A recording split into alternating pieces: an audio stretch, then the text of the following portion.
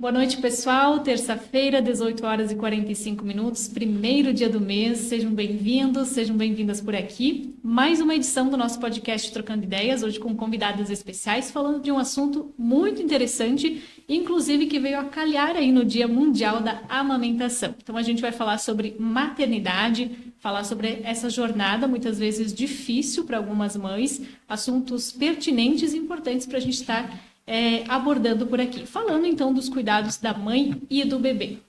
A gente já adianta, né, para quem tiver alguma dúvida, enfim, já pode ir deixando aí nos comentários. Quem tiver alguma contribuição também, sempre muito bem-vindo. Críticas construtivas também, sempre muito bem-vindos. Começando a apresentação, então, da Cris Farizin, que ela é enfermeira materno-infantil e consultora de amamentação. Boa noite, Cris, seja bem-vinda. Boa noite, Fábio. Boa noite, ouvintes da Rádio Seara, aos que estão nos acompanhando através das redes sociais. E estamos aqui um pouquinho para conversar. Deu bem o acaso de ser no primeiro dia do mês de agosto, então temos a Semana Mundial de Amamentação. Hoje teremos bastante assunto para falar. Tá certo. Cris, eu vou pedir para ti se apresentar e para o pessoal, para quem não te conhece, enfim, fica bem à vontade. Meu nome é Cristina. Eu sou enfermeira formada há 15 anos e vai fazer 3 anos eu trabalho com consultoria de amamentação. Eu trabalho numa clínica de vacinas também, numa clínica médica aqui da cidade, e realizando exames. E faço atendimentos a domicílio, já trabalhei no hospital daqui e já trabalhei no posto de saúde, na unidade básica também. Perfeito. Da mesma forma, seja bem-vinda a Ana Paula Deon, psicóloga especializada em psicologia da maternidade. Boa noite a todos, né? Obrigada, então, por estarem aqui acompanhando. Acho que é um tema muito importante, mas tem muita coisa para falar, né? Eu e a Cris, a gente fala bastante. Que bom, né? Que bom, né? Tem muita coisa, né? Abre vários leques. É sempre importante trazer esse tema, né? Assim, é um tema muito pertinente que a gente vê que às vezes tem muitas dúvidas também. Então, eu sou a Ana, sou psicóloga clínica, eu trabalho também na saúde pública, sou formada há 5 anos. Então, inicialmente fiz a especialização em psicologia e maternidade, porque eu gosto bastante de trabalhar com famílias, né? Eu atendo crianças também, adolescentes, adultos. E eu também trabalho na escola, então gera, né, toda essa questão da entrada na escola, né, também do acolhimento dos bebês. Eu já trabalhei também na escola municipal, então tem uma caminhada aí com os bebês, com as mães, e é sempre muito importante. Eu gosto bastante dessa área também. E agora eu estou fazendo também uma formação em psicopatologia da infância e adolescência. Então a gente tem se debruçado aí sobre os aspectos constituintes, né, que a gente sabe que é na primeiríssima infância, que é do 0 aos 3 anos.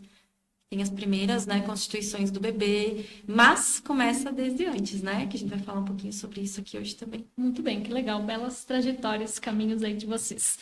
Então, para começar, vamos começar do início mesmo, né? Quais que são os principais aspectos a se considerar com a chegada de um bebê ou com aquela pessoa que está com vontade, enfim, de ter um filho? Enfim, qual que é essa preparação que deve ter mínima, vamos dizer assim?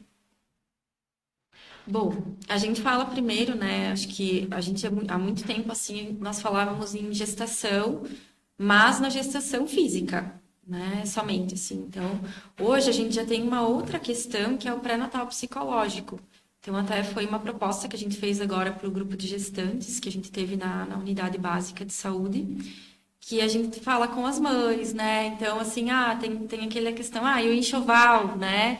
Vamos fazer o enxoval, vamos comprar o bercinho, vamos fazer, né, toda essa preparação do quartinho do bebê. Porém, né, para minha forma de atuação, né, eu atuo através da psicanálise, toda gestação ela é desejada, de alguma forma. Então, esse bebê ele começa a ter um espaço muito antes de nascer, né?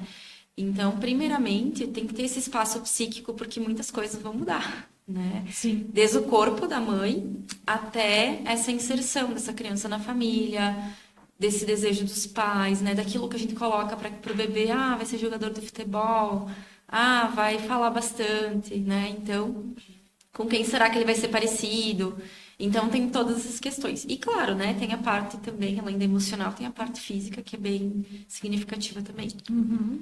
Eu acho que nesse contexto entra também a questão de não voltar o olhar só para a mudança física da gestação. É o contexto social que vai mudar também. Não vai mais ser só a mãe, não vai ser só a mulher, vai ser a mãe daquela criança. Então, é isso que a Ana falou, até das questões das expectativas que são geradas em cima desse bebê. Então, esse bebê, sim, ele foi desejado, ele está vindo de alguma maneira já mexendo com o emocional. Então, e na questão do emocional, tem também a questão de como essa mulher vai ser vista na sociedade também, na família, né? No trabalho, inclusive, porque a gente sabe, e tá aí o tema da SMAN, da Semana Mundial, que é sobre o trabalho, a mulher que amamenta no trabalho. Então, para mostrar isso também, que envolve muito da questão de saúde. Imagina uma preocupação, a questão de saúde mental dessa mãe, né? Dessa mulher, e empoderar ela, em dizer, não, ó, trabalhar Sim. nesse contexto desde o começo, não deixar a coisa para quando o bebê nascer. Até porque não é um mês, né? São 9 meses pela frente, né? E dá para considerar também que o bebê nasce como uma folha em branco, né? Tá aí para ser escrita a história daquela criança, né? Então entra muito isso que vocês comentaram. Na questão de uma prática que traga benefícios para esse ambiente acolhedor, o que se tem de melhores práticas, assim, como dica simples que todos podem fazer? Eu acho que a gente fala muito de rede de apoio, né? Só que o que nós temos visto atualmente, né? Cada vez mais as famílias, elas estão menores, né? Então, hoje a maioria, assim, das pessoas tem poucos filhos. Então, assim, desde as mães e os pais serem filhos únicos, né? Começamos nesse sentido. Então, antes se tinha uma rede muito de vizinhos. Aqui a gente mora no interior, ainda tem, né? Ah, fica com a vizinha, né? Enfim, hoje a gente já vê que não. Às vezes a mãe, o pai não tem com quem deixar realmente a criança, né? Então, até às vezes, para eu receber na clínica, assim, eu recebo sempre primeiro os pais. Às vezes, os pais não têm com quem deixar a criança, aí vem só um. Então, a rede de apoio ela é muito importante, porém, nem sempre é possível, né? Então, acho que isso é um fator muito importante para proteção, mas, assim, a rede de apoio é quem? É quem essa mulher, esse pai, essa mãe quiser. Nem Sim. sempre é alguém da família.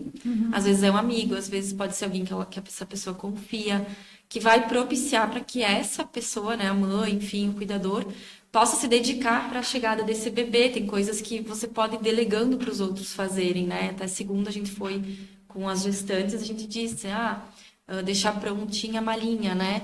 Por quê? Porque depois vai estar muito, assim, a princípio, pensando nessa criança, não vai ter Sim. tempo de pensar em coisas práticas, Correria. né? Vai ser muito corrido. E é muito importante já ir preparando, né, o pré-natal, né, psicológico, o enxoval, justamente para quê? Não é para apressar ou ficar ansioso, não é isso, já fica naturalmente, né? Não é para isso.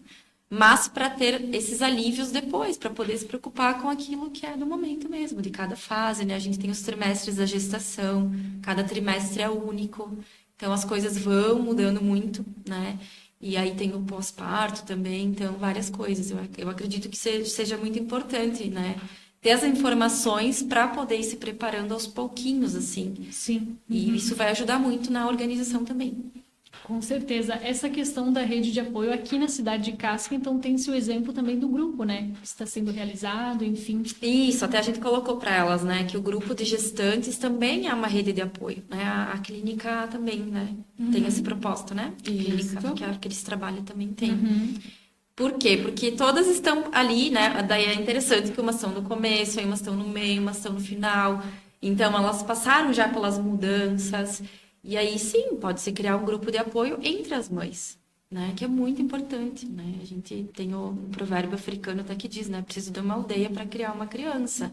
E aí a gente quer, às vezes, exigir que se cuide sozinho, assim, não é possível. Como a Cris falou, tem as questões sociais também. Sim. E isso é uma das heranças até da pandemia, né? Que aconteceu essa parte de isolamento. Então, o que aconteceu muito também foi que, como as famílias são menores, está ali só o pai e a mãe, às vezes a mãe acaba delegando, vamos supor, uma rede de apoio no profissional que está atendendo ela.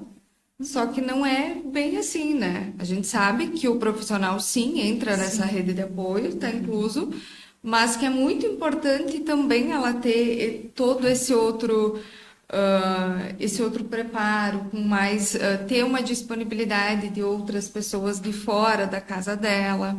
Essa organização que a Ana também conversou sobre como vai funcionar a malinha da maternidade, eu falo muito no grupo de gestantes sobre a questão de marmitas, de comida, de lista de mercado. Bem legal, Muito legal.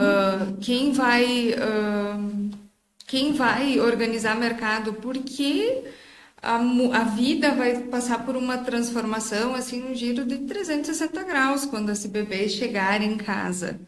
Então, para a saúde da mulher, que já vai ter toda uma questão hormonal também, influenciando muito no comportamento dela, nas sensações, nos sentimentos que ela vai estar nesse momento.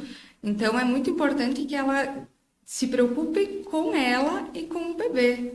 Então, essas outras questões, é bom que use esse tempo da gestação também. Claro que a gente não quer desenvolver um transtorno de ansiedade daqui a pouco, adiantar algum sentimento Como é que eu vou fazer? de que já vai ter que, meu Deus, como é que vai funcionar? Mas que saiba que é importante, é uma organização que vai trazer um benefício quando ela chegar em casa com aquela criança. Perfeito. Muito bem, fica a dica então aí para as futuras mamães. E como é que a falta de cuidado com essa mãe ou dessa mãe pode afetar a saúde do bebê?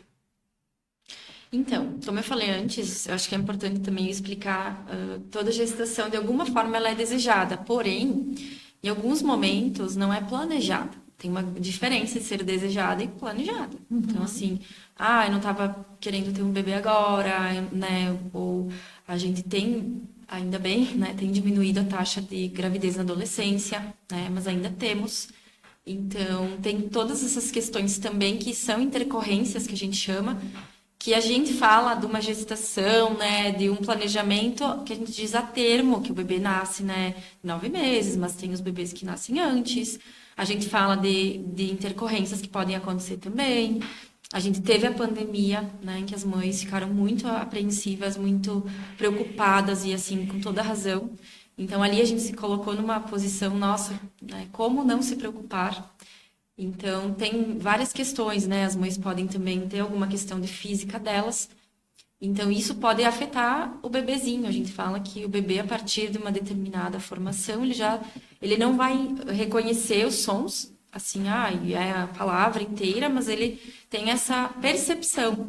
Por isso que a gente diz, coloca uma musiquinha que depois, quando ele nasce, você usa a musiquinha para acalmar. Ele reconhece, sim, os sons da voz da mãe. Quando fala, ele mexe. Porque a partir de uma formação ele já começa a se identificar. Então, se a gente pensar numa mãe que está passando por um momento muito difícil na gestação, como é que fica isso, assim? E não culpabilizando as mães, porque elas estão fazendo o melhor que elas podem, mas para a gente pensar o quanto que às vezes, né, acho que isso que a Cris trouxe também, a mulher passa a ser mãe. E aí ela perde a identidade, às vezes. É só mãe. Então, na escola a gente se cuida muito, né? Porque a gente diz, mãe do fulano, mãe do ciclano. Mas é a Joana, é a Maria. Ela tem um nome, ela gosta de jogar futebol, ela gosta de jogar pádel, ela gosta de arrumar o cabelo, ela gosta de ir no banheiro com a porta fechada, né? Então, assim, eu acho que é muito importante a gente trazer isso também, né? E a gente pode ver, assim, é involuntário. A mãe com o bebê no colo não é olhada, assim, a gente olha pro bebê. Sim. Né? Às vezes a mãe tá lá sem lavar o cabelo há 15 dias... né, com a roupa toda virada do avesso, e pega o bebê, tá sem casaco, não botou uma cobertinha, né? Então, acho que a rede de apoio, ela entra nisso. A Cris trouxe no grupo de gestantes uma coisa muito importante, que foi assim, às vezes o teu amigo vai vir na tua casa para lavar a louça. E ótimo, que bom que ele veio ali para fazer isso. Naquele momento foi muito importante. Então, eu acredito que se a gente tem esse olhar também para a mulher, né, que gesta, e a gente traz, né, na forma que eu trabalho muito a função paterna, função materna, porque a gente também está falando de novos modelos de família, né? Que não é só mãe, pai, né? Às vezes é mãe e vó, enfim, né? Várias configurações familiares. E a gente também tem que olhar para isso, né? Papéis, né? Para os papéis de cada um. Então, quem faz essa função materna, quem vai fazer outras funções ali, que às vezes é um avô, às vezes é uma tia, né? Então, tem todas essas questões também. Eu acredito que é muito importante a gente frisar isso, né? Porque senão tem esse apagamento, assim, é só mãe, né? É muita coisa ser mãe, claro, mas e as outras coisas também?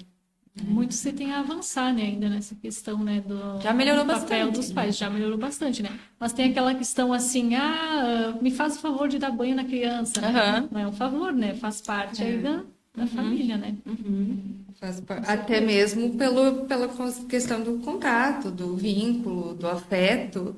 Não é porque é a mãe que está alimentando o bebê, a mãe que gerou o bebê, que ela tem toda essa responsabilidade. É importante para o bebê também reconhecer isso nas outras pessoas da família. Então, é uma conexão que essa criança vai ter com o mundo e de que forma isso vai ser. Se ela vai se sentir acolhida. Então, isso é muito importante. Voltando na tua questão sobre a questão de saúde, assim, na gestação e que pode afetar o bebê, voltando mais para um olhar, assim, da área da enfermagem mesmo, a questão de malformações. Então, hoje a gente tem muitos exames, melhorou muito, até no sistema público, tudo.